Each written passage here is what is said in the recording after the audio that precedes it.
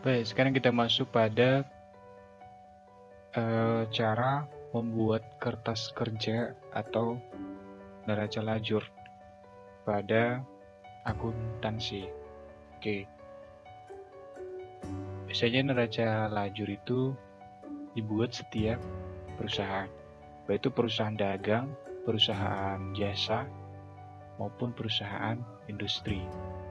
Nah, di sini saya telah membuat contoh atau cara bagaimana membuat kertas kerja neraca lajur. Nah, biasanya kertas kerja itu sering disebut dengan neraca lajur, ya. Nah, neraca lajur ini dibuat pada akhir periode untuk mempermudah saat kita membuat yang namanya laporan keuangan.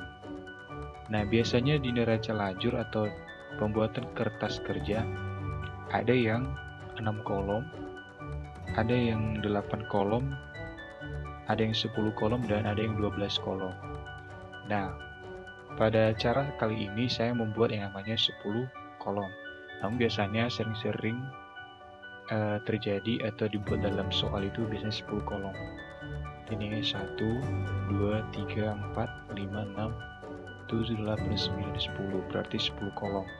Namun kalau 12 kolom tambahkan lagi di sebelah kanan, yaitu neraca saldo setelah penutupan. Oke. Nah, pada kertas kerja atau neraca lajur, biasanya isinya itu yang pertama sekali buat nama akun atau keterangan. Kemudian yang pertama sekali itu neraca saldo. Setelah neraca saldo, kita membuat yang namanya penyesuaian. Setelah pembuatan penyesuaian, jurnal penyesuaian, maka kita masuk pada neraca saldo disesuaikan. Setelah masuk pada neraca saldo disesuaikan, masuk pada laporan laba rugi atau rugi laba. Setelah masuk pada laporan laba rugi, baru kita bisa mengetahui yang namanya neraca. Kita masuk ke dalam neraca. Nah, pada laporan laba rugi, ini memisahkan yang namanya pendapatan dengan biaya melalui operasi utama dengan pendapatan atau biaya di luar operasi biaya perusahaan.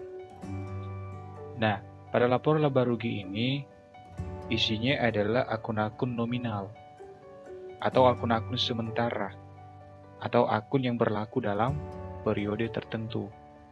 Karena akun-akun nominal ini ada dua, yaitu ada income atau pendapatan dan ada expense atau biaya atau beban. Nah, pada laporan laba rugi ini atau rugi laba ini berisi tentang pendapatan dan biaya-biaya. Namun pada laporan neraca atau neraca ini berisi tentang akun-akun yang real, di mana isinya adalah aktiva, hutang, dan modal. Nah, bagaimana cara kita untuk mengisi semua ini nanti? Itu kita berawal dari neraca saldo. Biasanya kalau penyusunan soal dari siapapun, dari dosen atau guru-guru, sering dibuat yang namanya nih. Ini kan tahap awal, neraca saldo dulu. Neraca saldo, setelah ada neraca saldo, maka kita membuat yang namanya jurnal penyesuaian. Jurnal penyesuaian biasanya seperti ini. Ya, ini langsung saja ya, ini saya telah membuat jurnal penyesuaiannya. Ada keterangan, ada debit, dan ada kredit. Nah, setelah kita membuat atau gini, setelah kita mengetahui yang namanya neraca saldo, ini kan dari soalnya ya. Setelah kita mengetahui neraca saldonya, maka dibuat yang namanya jurnal penyesuaian. Nah, jurnal penyesuaian nanti kita isi pada kolom di bawah ini. Berapa? Ya. Biasanya kan akun-akun di jurnal penyesuaian tidak semua masuk ke sini. Nah, karena itu belum masuk semua, maka kita buat yang namanya penambahan akun. Kita tulis di bawah ini. Besar rugi laba, beban perlengkapan toko, beban perlengkapan kantor, biaya asuransi, balikan dan sebagainya. Ini nanti kita buat sesuai dengan permintaan. Oke, sesuai dengan bahan atau soalnya. Nah, untuk tahap awalnya yang tersedia adalah neraca saldo. Nah, setelah ada neraca saldo dari soal, kita membuat yang namanya jurnal penyesuaian. Jurnal penyesuaian itu dibuat pada akhir periode. Nah, setelah terjadi jurnal penyesuaian, setelah kita buat seperti ini, Maka kita tinggal memindahkan ini semua ke dalam kertas kerja atau neraca lajur. Contohnya ini ya, Iktisar laba rugi 2.600.000 di sebelah debit. Maka kita masukkan ke kertas kerja. Iktisar laba rugi ya, karena nggak ada di sini berarti kita buat paling bawah ini 2.600.000 sebelah debit dan sebelah kreditnya itu 3.700.000. Nih 3.700 ya. Kemudian kreditnya itu 2.600. Persediaan awal ya. Persediaan awal kredit 2.600 dan persediaan akhir di debit 3.700. Nah, coba kita lihat persediaan awal 2.600. Persediaan barang dagangan ini. Oke, ini kan awal ya. Awal ini, awal debit, kredit dan persediaan akhir di debit. Nah, itu gampang ya, tinggal kita memasukkan. Sebenarnya kertas kerja ini hal yang sangat mudah, cuman butuh ketelitian ya. Oke. Nah, jurnal penyesuaian ini semua wajib kita masukkan ke dalam neraca lajur atau kertas kerja, seperti beban iklan, biaya asuransi masuk. Cuman kita harus mengikuti debit dan data kreditnya. Karena nanti kalau kita nggak mengikuti seperti ini, terjadi kesalahan ya, artinya tidak balance pada neraca atau lapor laba rugi atau neraca saldo setelah penyesuaian. Nah, setelah kita masukkan semua di jurnal penyesuaian, kita membuat yang namanya neraca saldo disesuaikan. Ini maksudnya neraca saldo ini telah disesuaikan di sini. Ini kan saldonya sebelumnya 2.600.000. Sementara setelah disesuaikan ada yang 3.700 dan ada 2.600.000. Nah, ini semua jurnal penyesuaian dari mana? Ya, di jurnal penyesuaian. Saya percaya, saya yakin kita semua sudah mengerti bagaimana yang namanya jurnal penyesuaian. Bagaimana cara membuat yang namanya jurnal penyesuaian ini. Dari mana akun-akun ini semua, dari mana harga-harga ini, 3.700, 2.600 dan sebagainya. Nah, karena kita di sini fokus pada pembuatan jurnal, pada pembuatan neraca lajur, maka kita wajib langsung saja ke neraca lajurnya. Oke. Sekarang kita masuk pada neraca saldo disesuaikan. Neraca saldo disesuaikan langsung kita pindahkan aja. Dari sini, ini kan belum disesuaikan, nggak ada penyesuaian, ini berarti langsung aja dibuat 6 juta, ini belum ada, nggak ada, berarti langsung pindahkan aja. Oke. Ini ada penyesuaiannya, berarti cara membuat seperti ini tinggal gini aja. Kalau dia di sebelah debit itu penambahan. Namun kalau dia ada di sebelah kredit, kurangi. Begitu juga sebaliknya. Kalau ini ya, kredit, ada di sini kredit, berarti buat penambahan. Maksudnya gini ya, rumusnya. Debit sama debit itu penambahan, kredit sama kredit itu penambahan. Tapi kalau terbalik, ya antara debit sama kredit, itu otomatis pengurangan terjadi. Begitu juga sebaliknya, kalau kredit sama debit, sama artinya mengurangi. Oke. Nah, di sini kita buat langsung ya. 2.600.000 ditambah 3.700.000 dikurangi 2.600.000 sama dengan 3.700.000. Nah, ini debit sama kredit. Oke. Perlengkapan toko langsung aja dengan ini dikurang ini. Oke. Karena ini debit sama kredit, otomatis semua pengurangan. Oke. Ini dikurang. Pengurangan.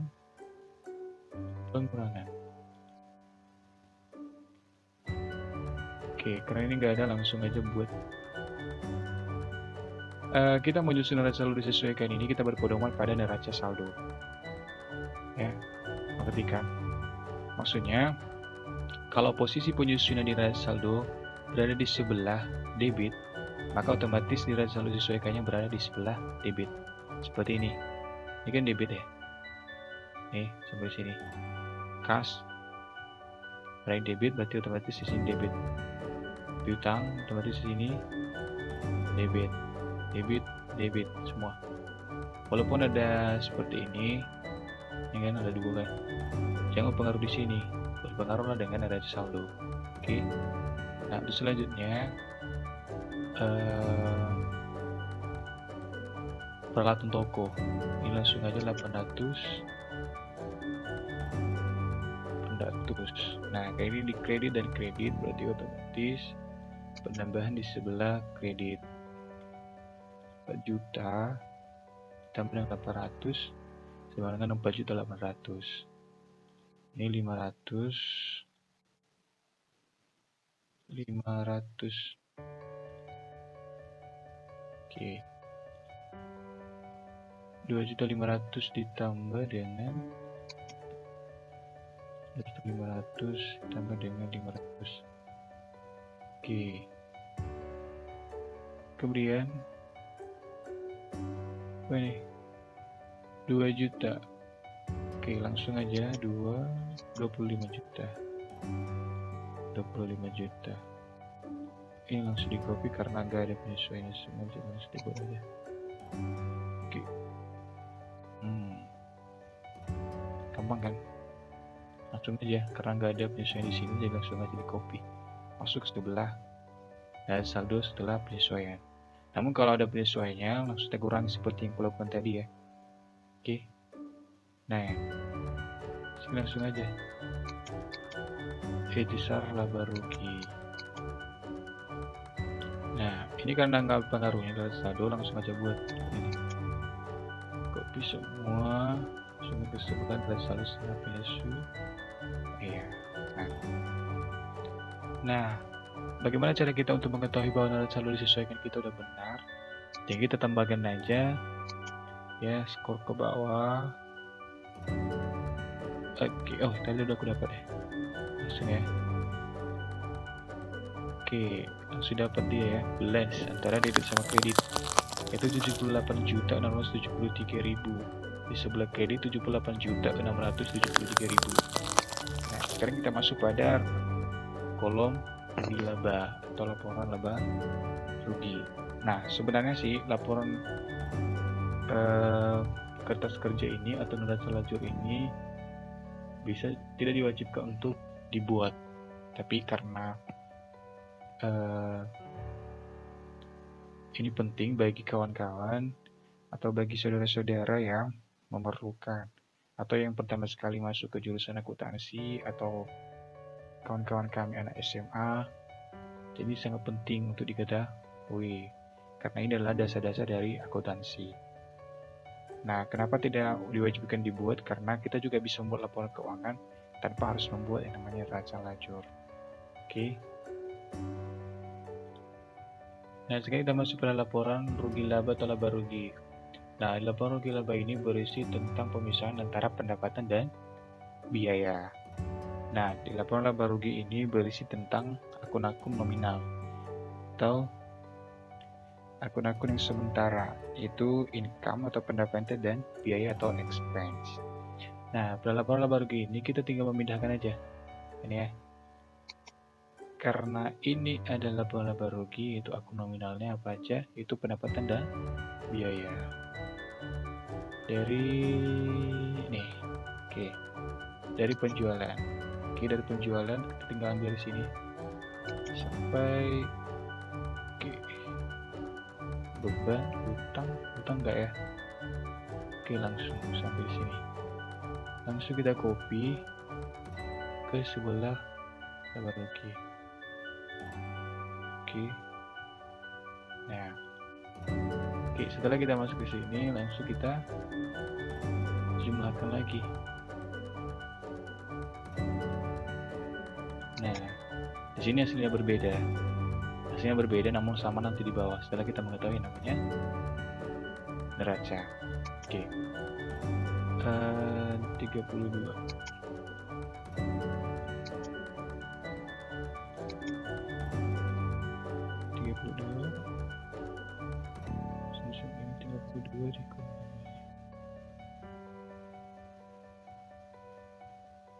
Nah, oke. Sekarang kita masuk pada neraca. Nah, di neraca ini itu akun-akun yang real, yaitu aktiva, hutang dan modal. Nah, apa yang menjadi aktiva kita yang hutang dan modal itu langsung aja ambil nih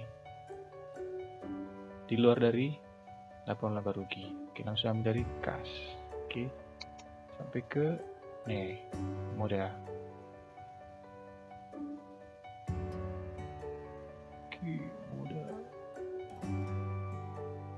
Price juga ikut.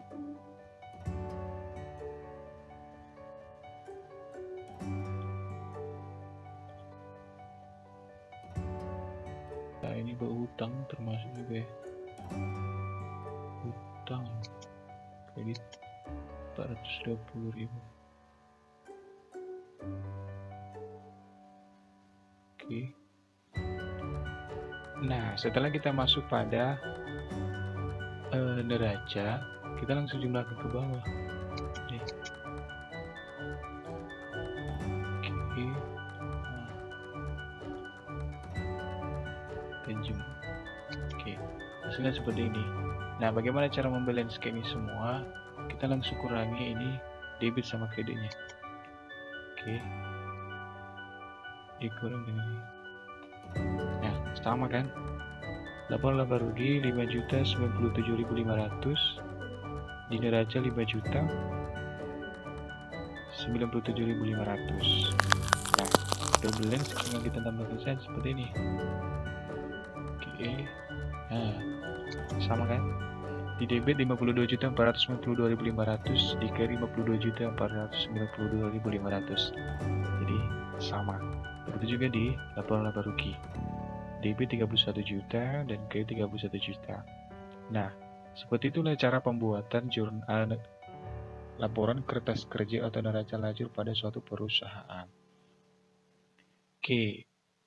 Nah, bagaimana cara kita untuk mengetahui bahwa benar yang kita lakukan ini seperti ini? Tinggal ini yang mencocokkan. Kalau ini 5 juta, berarti ini wajib 5 juta. Nah,